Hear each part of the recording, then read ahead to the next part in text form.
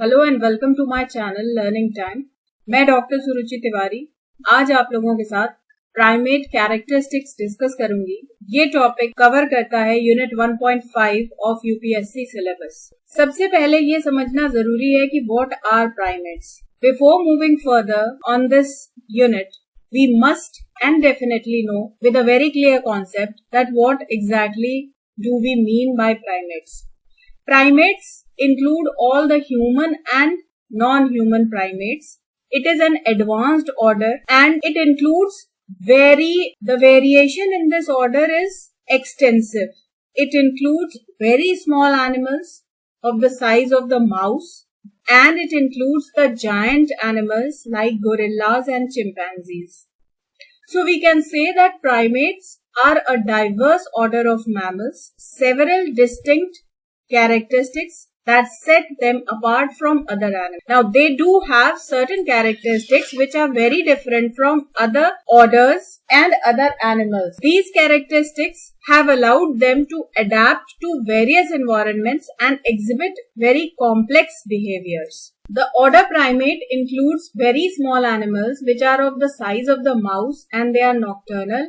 They even eat insects and these are the tarsiers. This is the loris. It is also very different from the other primate members of the primate order. Here we can find that the snout is present and the nose of these animals remains wet as in dogs and cats. Similarly, the nose of these primitive members of the order primate is also remains wet. Then moving further in this order we find the monkeys. They also belong to this order. The New World monkeys and the Old World monkeys, both of them belong to the primate order. Then the apes like gorilla and chimpanzee, they also belong to the order primates. And in fact, the human Homo sapiens also belong to the order primate. So we find there is a lot of variation in food habits, in their body structure, in their social behavior, in their capacities, in their brain sizes and their behaviors. But there are certain similarities on the basis of which they are grouped in the same order. Let's proceed further and see what are the similarities. The most popular and most acceptable definition of primates is given by Mivart, and he defined primate order on the basis of certain anatomical characters which are present in almost all the members of the order primate. Let's see what are these characters which are present in all the members of the order primate. The first thing is unguiculate. What do you mean by unguiculate? Unguiculate means that the primates possess nails or claws on their fingers and toes. They do not have a webbed type of hand. They do not have joint fingers. They have separate fingers and on their fingers either the nails are present or the claws are present. In the primitive members of the order primate, you will find the claws, and in the higher primates, you will find nails. Then, clavicle bone is present in all the members of the order primate. What is the use of this clavicle bone? This clavicle bone helps in the movement of the shoulder joint, because of which we find that primates have very flexible shoulder joint. They can even do brachiation. They can be quadruped. They can cling to some branch. They can jump from one branch to other. They can swing on with the help of their hands. And all this has become possible because of the presence of a small bone which is called as clavicle bone. Now let's see what's the difference in the brain structure of the primates and other mammals. In primates, we find a relatively large brain as compared to their body size, with a well-developed cerebral hemisphere. Now, cerebral hemisphere is important in the structure of the brain. Cerebrum is related to your thinking process. It is related to your body balance. It is related to your memorization capacities, thinking capacities, language center is here. So the brain of the primates are very advanced as compared to the other mammals. Now, one more common thing which we find in members of the order Primate is opposable first digit. Now, either the thumb or the big toe of one of the limb is typically opposable. This opposability, what is the use of this opposability? This opposability enables the members of the primate order for grasping the branches on which they move, jumping from one branch to the other, and so they need to grasp the branch very nicely in order to avoid slipping from the branch or getting hurt. So they need full grasping capacity, and this grasping capacity is provided by the presence of the opposable thumb in the hand and opposable big toe in the hind limb. Opposable big toe is not present in humans, but it is present in apes and monkeys. But opposable thumb is present in almost all the members of the order Primate. In primitive primates, you will found pseudo-opposability, not very much flexibility of the thumb is there, but yet opposability is there. The next and the most important for the survival and the distinction of the primates from the other mammals is the binocular vision. The eyes of all the primates are positioned at the front of the face. And what is the utility of this feature? This positioning allows the binocular vision, and hence the depth perception is there. Now, since they are arboreal, most of the members of the order Primate are arboreal in nature. They have to move on tree branches, so they need to have an improved vision, and depth perception is very important to move from one branch to other. And this capability comes from the positioning of the eyes, which are placed at the front of the face and provides the binocular vision, because of which they can perceive the depth and assess the distance between the two objects. Now let's come to the general body structure. What is the general body structure of the primates? As we have discussed in the definition given by Meward and anatomical features which are mentioned by Meward in his definition, we can say that opposable thumb and toes are present in primates. As you can see in this figure, this ape is having an opposable thumb, and the opposable great toe is also present here. Most of the primates have opposable thumb and sometimes toes that allow for grasping and manipulating objects, a key adaptation for arboreal life. Now, the nails are present instead of claws. Here you can see in this picture that this primate is not having any claws. They are having regular nails as Homo sapiens have. So the presence of nails instead of claws is also a characteristic feature of primates. And this absence of claws enhances their ability to grasp the object with precision.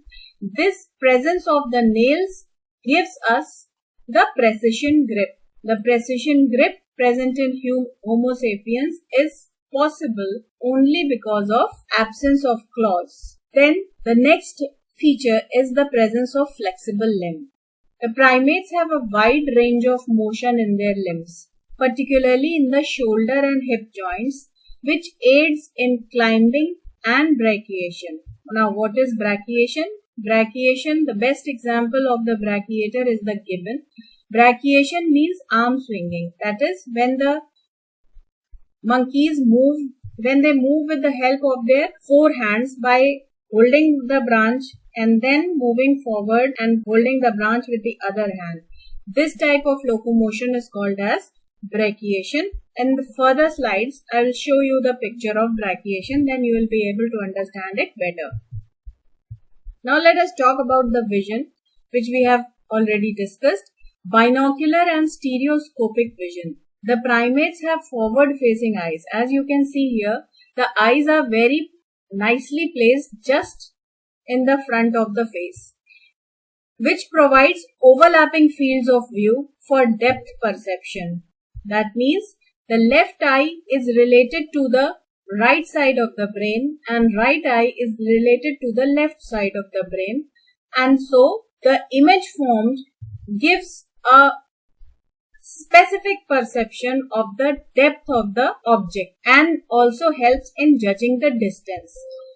This is crucial for navigating complex environments like forests. Now the vision is becomes very important in the order Primate because there is a theory which is called as visual predation theory, and this theory supposes that the evolution in primates have occurred along the lines of arborealism but for visual predation. This theory supposes that the last common ancestor of primates was a small but a big-eyed nocturnal insect-eating creature. And we get the examples also that the primitive primates like lemur and tarsiers, they are also nocturnal and insect-eating creatures. The theory suggests that the closely located eyes are the feature of a predation that rely on vision in hunting, especially those that hunt by night. So this is the visual predation theory which supports that this feature is responsible for the development and evolution of primates. Now the next point is that all the primates have a large and a complex brain. In this picture you can see that this is the brain of the adult mouse, this is the brain of an adult rhesus monkey, and this is the brain of the child in gestation period. This is an adult human brain and this is the brain of a normal human newborn baby, newborn human. Now see the resemblance. See the size of the brain of the mouse, which is a rodent.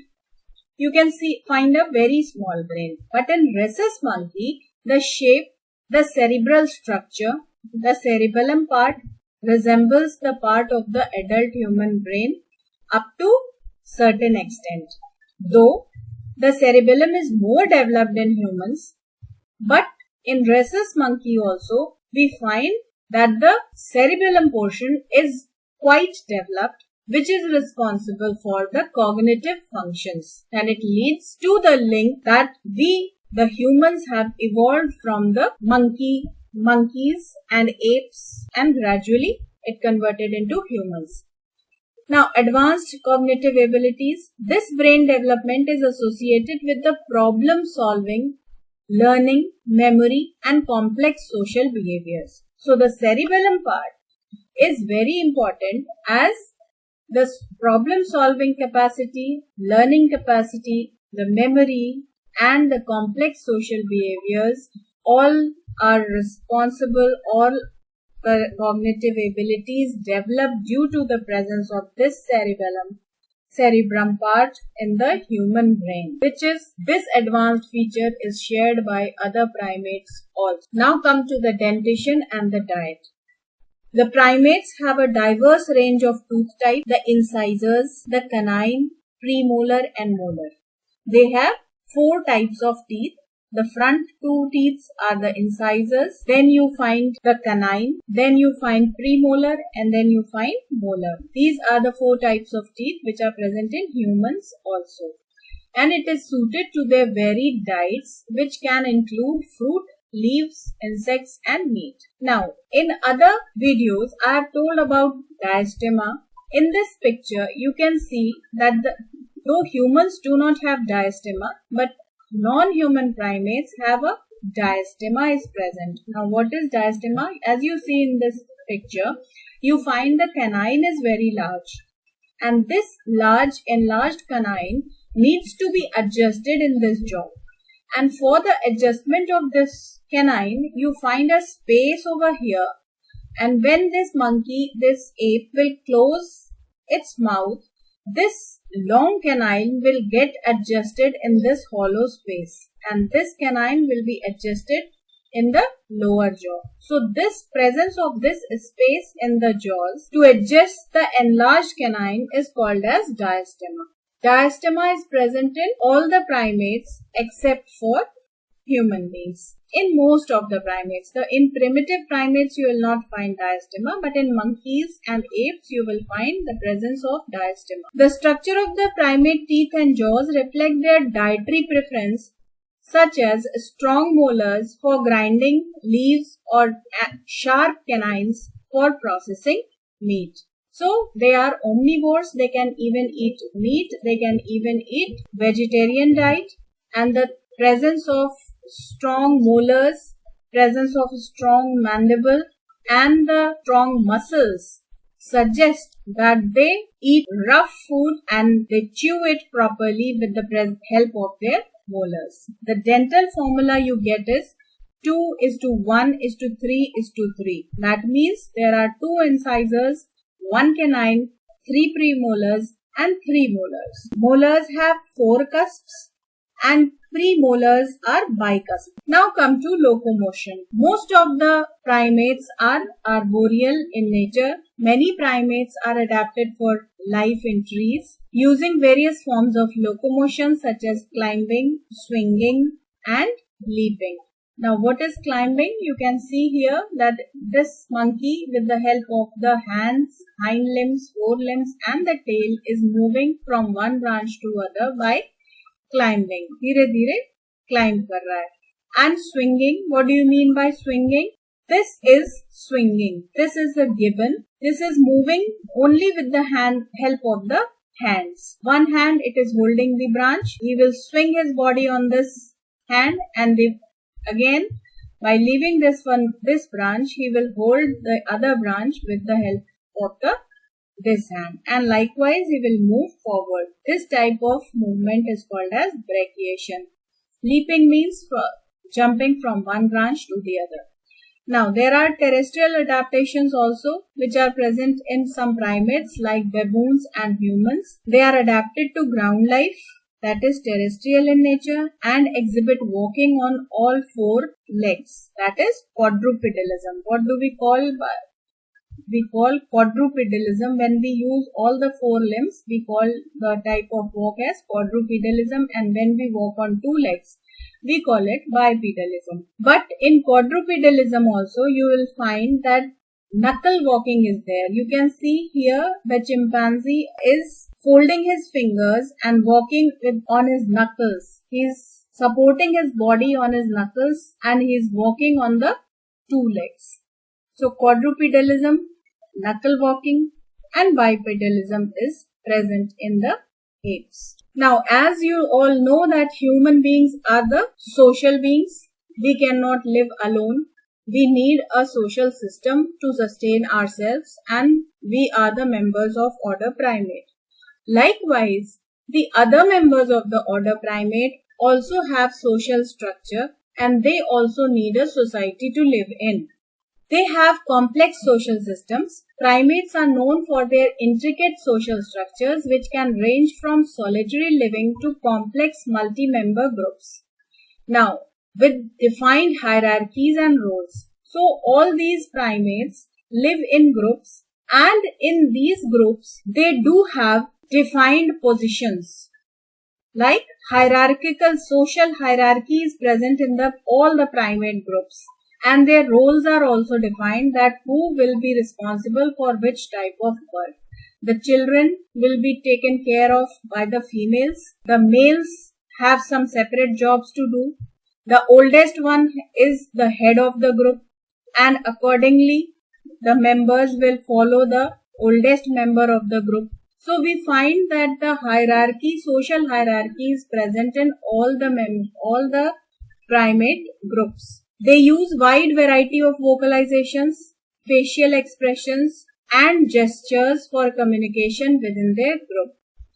The highest member of the order Primate is the man, and in man or the humans, we find that the language development has taken place. But in lower primates, we do not find language development, but we find that vocalization is there. They are able. What is the difference between language and vocalization? Language development means that we have a finally proper language. We have a script, we write it, we speak it in a proper manner and explain and convey our thoughts. But in lower primates, what do we get? We do not get any language, but we get that they are capable of producing certain sounds through which they communicate to one another, that is hooting. and this ability is called as vocalization. They have produced different type of voices, type of sounds to communicate. They have certain different vocal messages, they do different type of hooting when they find that some danger is there. They do different type of hooting when they call their group members. They do make facial expressions. They express themselves when they are angry. They express themselves with gestures when they are happy. They express their love with the help of the gesture towards their babies. So likewise, they are able to communicate. Parental care is also present in all the primates. Primates typically exhibit a strong parental care with prolonged period of infant dependency and social learning. Now, the last but not the least, we find that primates are capable of tool use and they do have cultural behaviors. The maximization of tool use and tool making we find in Homo sapiens. The culture is also at its prime in Homo sapiens, but in non-human primates also, we find that some kind of tool use is present. In the higher members of the order primate, as in apes, we find that they use tools to obtain food, such as sticks to extract termite from the mound or stone to crack nuts. They do not make tools, but they use the tools, like with the help of a twig, they apply their saliva on this twig and then put it into the termite hole or the ant hole, and there all the termites will stick into this twig because of the presence of the saliva, and then they'll take it out and eat all the termites. They even use sometimes stones to crack the nuts. So this type of behavior shows that they have the capability to use the tools. Primates can exhibit learned behaviors that vary between groups, indicating the presence of rudimentary culture. Now, when we do experiments on the chimpanzees and the gorillas, we find that they show some learned behavior. They know how to behave, they follow the instructions, and once they learn the behavior, they follow it very nicely, which shows that some type of rudimentary culture is present in primate order. So this is all the characteristics which define the order primate and make them different from the other mammals. With this, I like to thank you all for being patient and listening the lecture. Please don't forget to like, share and subscribe my channel. If you want to go deeper into the topic primate, then do mention it in the comment that on which topic do you need the video lecture to be made. Thank you.